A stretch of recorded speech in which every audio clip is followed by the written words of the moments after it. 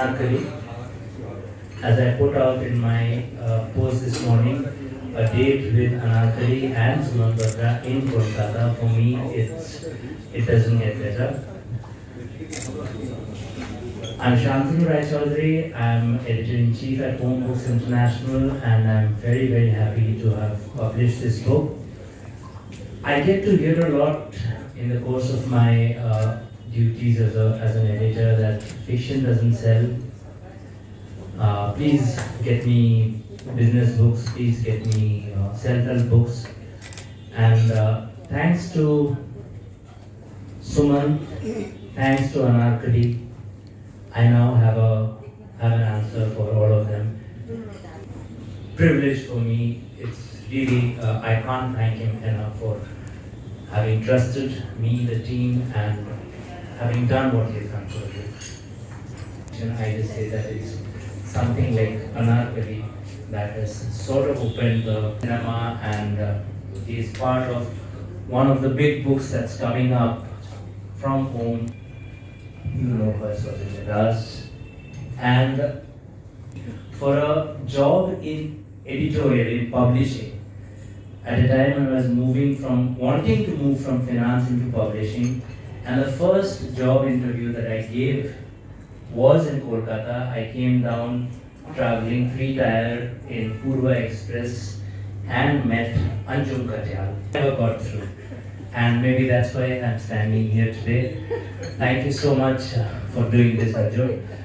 I'd like to call upon Sarah to come, and we can Anjum, Ashok. Gentlemen, Sumant Batra with ANARKALi.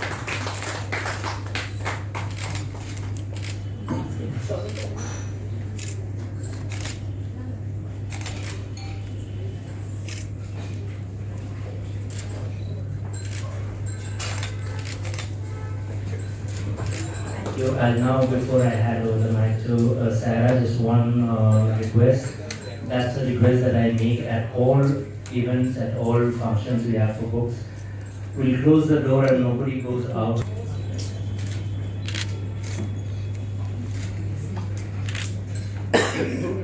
Very good.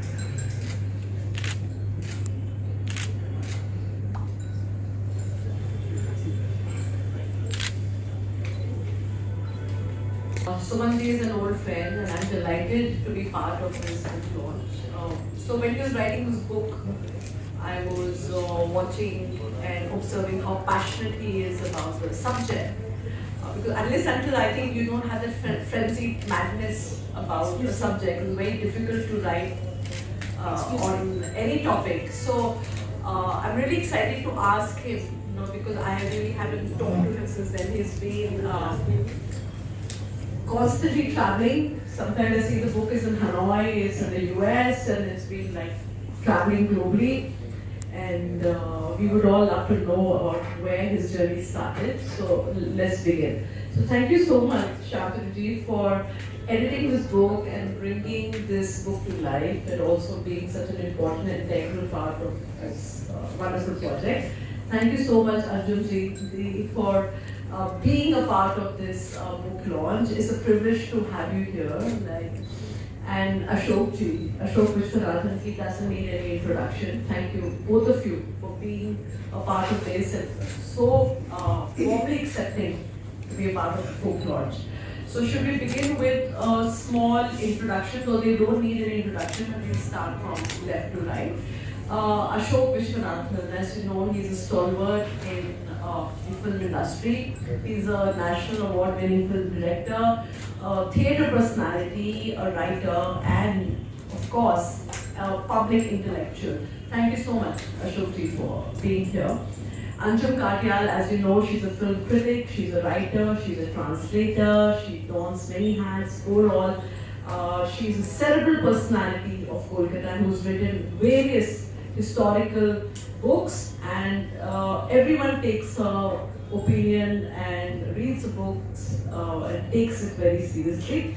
Sumant Batra is an insolvency lawyer of eminence, and he's written books in the past. He's a theatre enthusiast. He is a literature festival director. He's the director of the Kumaon Literature Festival, and it's a pleasure to have him here in Kolkata. Thank you so much. Thanks. So coming to Anarkali, we all have heard, we've seen memes roaming around, about Urjao, Anarkali, and things like that. So it has intrigued us for many years. Who's the woman? Who's this persona, Anarkali? Is she a figment of someone's imagination, or was she a historical figure, or is she part of mythology? It has intrigued many of us for many, many years. So we would like to know from Sumantji, why did he think of writing on Anarkali, a figure that's been seeped into introspection and also mystery and intrigue. So we want to understand how his journey of writing this book started. So over to you, Sumantji. Thank you so much, Saya. A very good afternoon to all of you. Thank you so much for coming this afternoon for this event. I really appreciate it. And thank you so much, Saya, for taking time out. I know that since the 3 days your candidature was announced, you have obviously become more busy than you were earlier, and yet you were constantly in touch with me last 3 days. On this event, I really appreciate that, and I'm truly grateful to you for that. And of course, Ashok and Anjum for taking out the time. I know that you have very busy schedules, and also Anjum read the book. Also, I had a conversation with her on the book, and for her to make up the time to read the book. It means a lot. And for me to be sharing the dais with both of you in itself is a great privilege, I have to say. Why Anarkali? There are 2 reasons, if I may say. The seed for this was sown about 7-8 years ago, or rather 10 years ago, if I may say. My family, I and my wife, we run a small boutique hotel in the mountains in the Himalayas, which we created out of our summer house. And when we were doing the summer house, we had the old heritage building, and then there was a new contemporary structure that we were creating. So it actually came out as a pair, and we were just trying to think of a marketing strategy as to how do we sell a pair, which is one is contemporary and one is a bit of a heritage. And we did a lot of research on pairs, whereas the couples or people generally pair together who, even for example, Laura Hardy or Vaida Rahman and Guru Dutt, how do people come together even though they may be very different, but they make as a pair what they are known for, or how they create history, or are recognized together, even individually, but more as together. It was at that moment we were also thinking maybe we should do a pair story around lovers, because ours is a very romantic hotel. So we did a lot of research on that. We came across, of course, Salim and Anarkali, and which is nothing else at all written about her. And even Imtiaz Ali Taj's play, written in the early 1920s, which is believed to be the genesis or the basis of the creation of Anarkali, only talks about the love story. She appears to dance in the palace. So that sort of did intrigue me a lot and left a thought in my mind that at some point of time one should take up research. But being in the legal profession, it's not really always that you have to find time to do something which may not ultimately become a priority. And ultimately from there escape to Lahore. And that's where our group is. So I obviously challenged and questioned, so is that possible, 250 or kilometers long tunnel, unbelievable. And so he actually was very offended. And he questioned me, and he said this in Urdu, Hindi. He said, "जनाब ये हमारा सच है, अगर आपका कोई सच है तो वो बताएं, नहीं तो हमारे सच को आप उसको इंसल्ट न करें." They said that we believe this now for centuries, for over 400 years. This is our truth. If you do not have a truth of your own, then please don't insult our truth. That's what he said.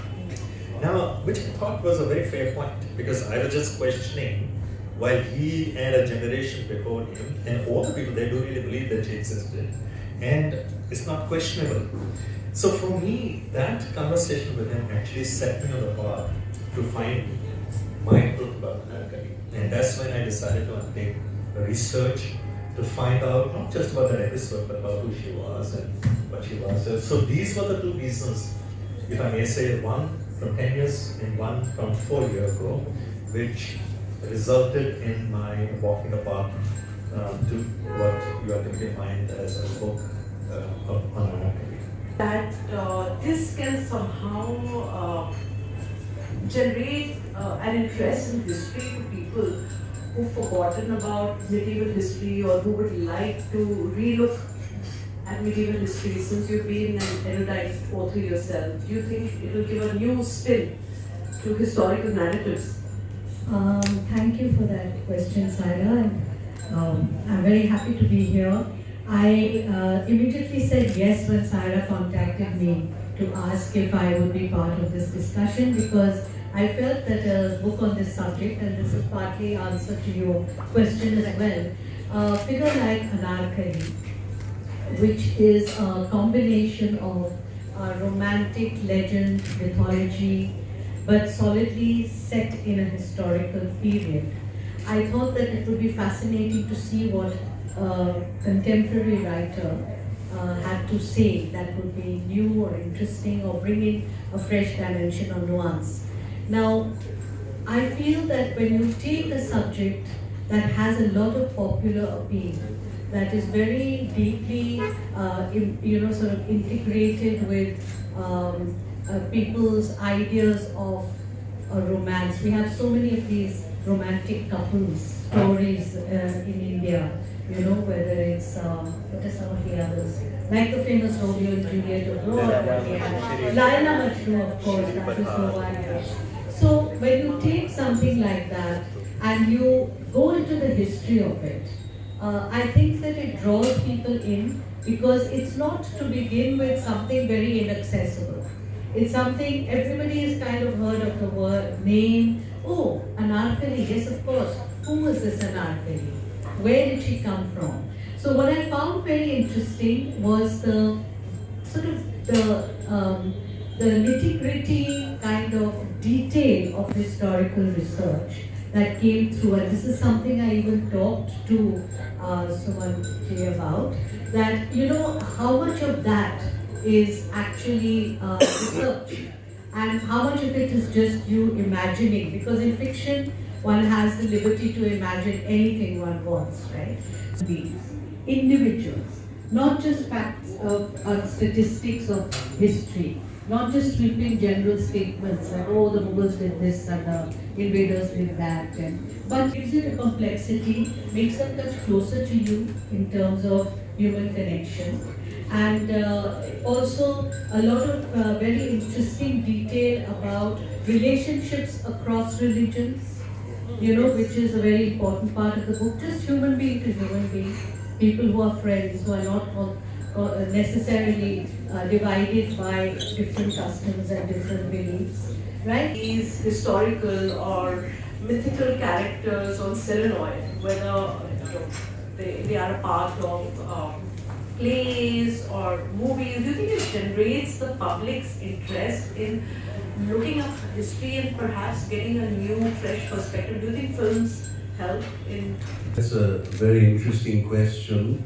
But I would say even before going into the world of film or theatre, the very fact that a book called ANARKAli has been written would be enough provocation to look it up, And I think the book is extremely well written, firstly.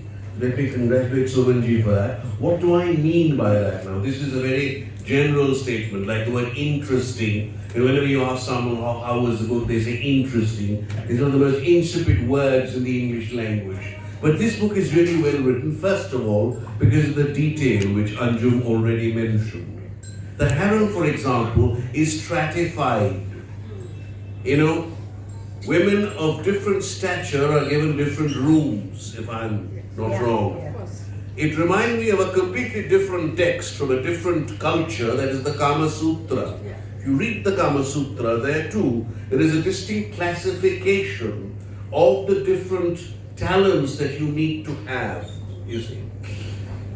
This is the first thing, the detailing. The second is, again, in line with the question that Sarah asked, is very, very important. That is, that this is on the lines of great historical fiction, you know, and I'm sticking my neck out and saying that it could be compared with a book like The Enchantress of Florence.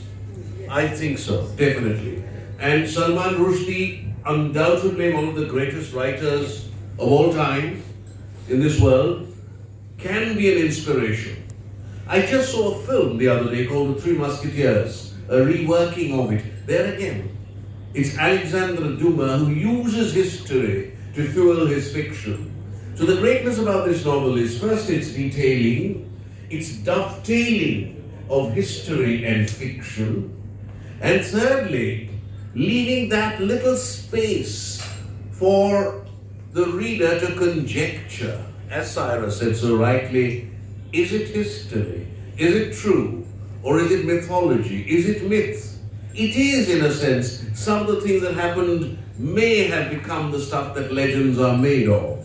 Again, Shakespeare, you know that famous line from the Maltese Falcon, when Humphrey Bogart holds it up and says, this is the stuff that dreams are made of. So this writing has the dreamlike quality of it. At the same time, it's very palpable. It's very real, and that is what is drawing people to it. People are reading it just as they read Mata Hari, the book by Paulo Coelho, his version of Mata Hari. Very, very well written book again. This is being drawn, people are being drawn to this because they could identify with the characters.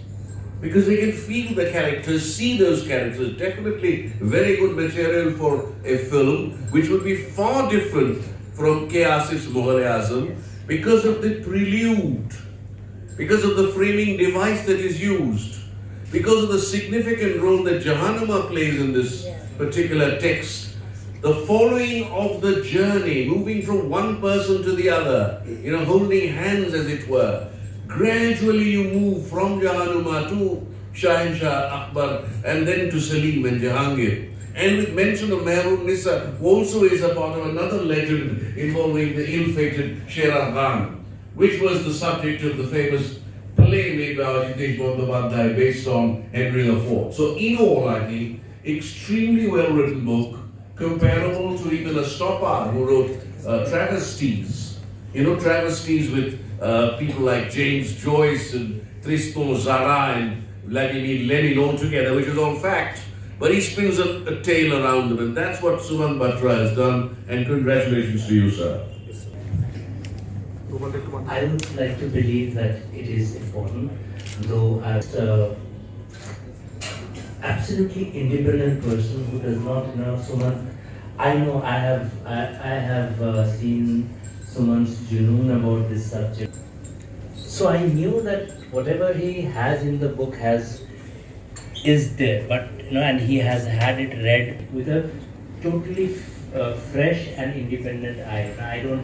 I don't need to tell Sumant that keep him happy to say that okay, this is absolutely perfect. The editor has the right to tell him that no, this doesn't work, as we have done.